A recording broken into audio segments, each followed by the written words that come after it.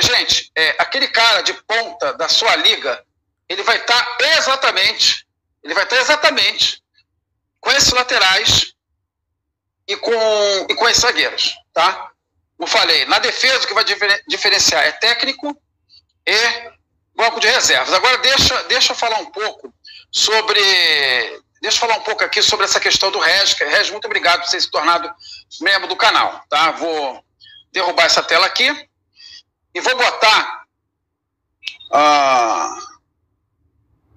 no Joga 10 News. Deixa eu tirar esse teu destaque aqui e deixa eu botar o campinho como referência, tá? Vamos lá.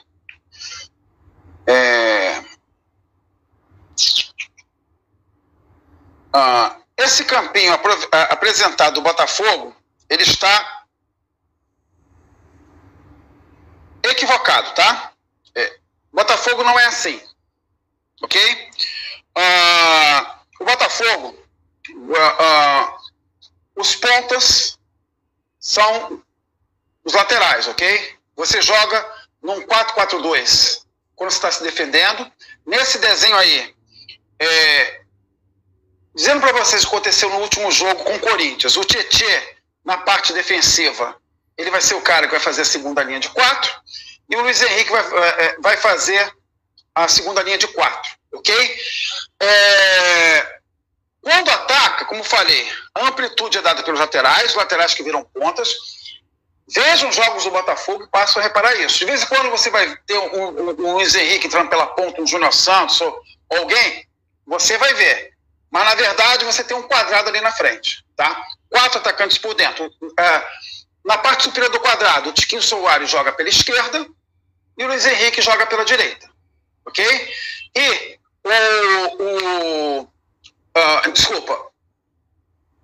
última forma. Imagina um quadrado, os 4, a parte de cima do quadrado, lado esquerdo Tiquinho, lado direito Júnior Santos, na parte de baixo Tietê e Luiz Henrique, sendo que o Tietê e o Luiz Henrique que recompõem as pontas, tá? Parte do problema defensivo que o Botafogo tinha era quando o Tietê era escalado na volância. Isso não ocorre mais, tá? Gregory com Marlon Freitas ou Danilo com Marlon Freitas. Marlon Freitas sempre joga tudo. Com esses dois na frente da zaga, o Botafogo não tem sofrido gols. Assim, o Botafogo não sofre mais gols pelo funil, como, por exemplo, quando ele perdeu no estadual de 4-2 para o Vasco, dos 4 gols, 3 foram com o Vasco tabelando por dentro. Tá? Isso não ocorre mais. A fragilidade do Botafogo tem sido nas laterais, e por isso que o nosso treinador, que saca as coisas rapidamente, botou o Damian e o Cuiabano. Tá? A princípio, acredito que eles vão ser titulares daqui para frente. Mas sempre muito cuidado, porque ele costuma revezar os jogadores. Então, o que acontece em relação a Botafogo e Fluminense? Deixa eu voltar aqui para a tela do Cartola. Olha o Calvo aí latindo no fundo.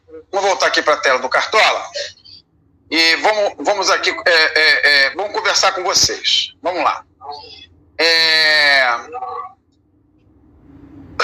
O Botafogo, ele fez a quadra recentemente no Fluminense, tá? Então, os últimos 4 jogos do Botafogo. E em outras rodadas do Cartola, por exemplo, ano passado, eu recomendei o Júnior Santos pra caramba no jogo do turno. Foi 1-0 Botafogo. Sem gol do Júnior Santos. Ele fez 8 pontos. No 2-2 do segundo turno de 2022, foram 13 pontos do Jefinho e 18 do Júnior Santos. E o Júnior Santos, no segundo turno, o Botafogo de 2-0, o Júnior Santos, ele fez 13 pontos, se a memória não me trai. Tá? Um amigo que acompanha o canal, Leonardo Ferreira Domingues, ele já mandou mensagem lá no meu Instagram, dizendo assim, já sei, é Júnior Santos e mais 10. Sim, enquanto o Fluminense, eu não colocar o Júnior Santos não existe. Tá? Por exemplo, na rodada passada, eu fiz um time muito de proteção aqui no time da live. Como eu falei, eu fiz 73 pontos lá, não fiz mais porque eu errei no goleiro, tá certo? E eu fiz uma leitura errada da dificuldade que o Vasco faria em relação à dificuldade que o Vasco criaria em relação ao Flamengo, né? Mas eu nem lamento o Mateuzinho também no meu campo, porque o jogo era muito bom. Eu lamento realmente ter botado o goleiro do Corinthians, né? De proteção. Eu fiz um ataque de proteção. Eu nessa rodada especificamente, eu gosto de seguir os mais escalados para me proteger nas ligas. Mas, para mim, os mais escalados não significa que sejam os melhores jogadores para essa rodada. Para mim, o Júnior Santos contra o Fluminense é dos melhores embates. O que tem de diferente desse jogo do Júnior Santos em relação aos outros?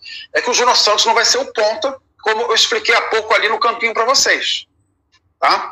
O Júnior Santos joga por dentro, né?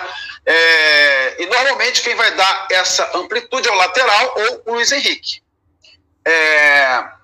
O Fluminense, ele, para mim, de todos os confrontos, o Botafogo não perde o Fluminense há muito tempo. A última derrota foi por 1-0 no primeiro turno do Brasil 2022. De lá para cá teve um empate e o Botafogo emplacou 4 vitórias seguidas.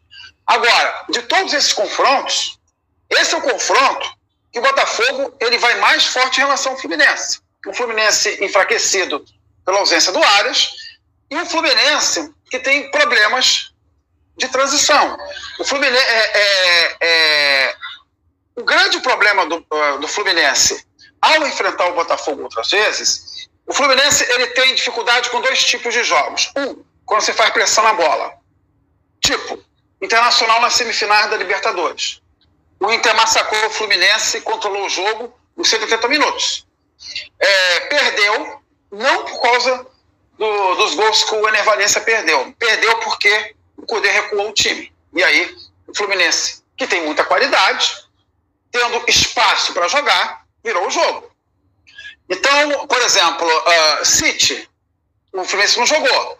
Nessas vitórias do Botafogo, 3 foram código de transição. 1-0 na Taça Guanabara no ano passado, do Vitor Sá, o 2-0 no segundo turno, e os 4-2 desse ano, que ambos estavam com o time reserva. Mas teve um jogo que o Botafogo fez pressão na bola, que foi um 1-0 no ano passado. Quando você pressiona o time do Fluminense, por ser um time mais velho, ele tem dificuldades de sair de uma força física em cima, né? Então, o Botafogo ele está fazendo mais pressão na bola, o Botafogo está voltando a ser um time de transição, foi jogando na transição, que o Botafogo construiu aquele primeiro turno histórico do ano passado, foi uma pontuação do primeiro turno na história do Campeonato Brasileiro, e esse Fluminense, ele não tem transição ofensiva, por isso o Cano está mal, porque a bola não chega nele, o Fluminense não repôs as perdas, e a transição defensiva do Fluminense continua péssima. Então, eu dando assim um quadro muito completo, né, respondendo a pergunta do Regis, eu diria o seguinte: eu vou colocar o Júnior Santos no time. Por quê? Porque ele tem tido mais minutagem, apesar de que no jogo com o Corinthians ele perdeu uns gols feitos no final, porque inicialmente estava sem perna, mas você teve todo um tempo para descansar. Mas se eu fosse fazer uma dobra do Botafogo, seria Luiz Henrique com o Tiquinho. Né? Luiz Henrique com o Júnior Santos. Tiquinho, eu posso mostrar para vocês aqui que ele está jogando esse ano mais longe do gol. Você pode escalar o Tiquinho? Pode. Vai ter um pênalti contra o Juventude, ele vai bater. Ótimo. Mas o Tiquinho, em relação à quantidade de jogos que ele fez até aqui em relação ao ano passado, ele continua tendo uma participação muito alta em gols. A diferença é que mudou. Antes ele fazia gols e quase não dava assistência, agora ele é muito mais assistente do que fazedor de gols. Deixa eu ver se eu consigo só ver o mapa aqui. Beleza, consegui aqui. Então vamos lá. Uma coisa que eu quero mostrar para vocês do Tiquinho. Parar a tela. Compartilhar a tela. Vamos lá.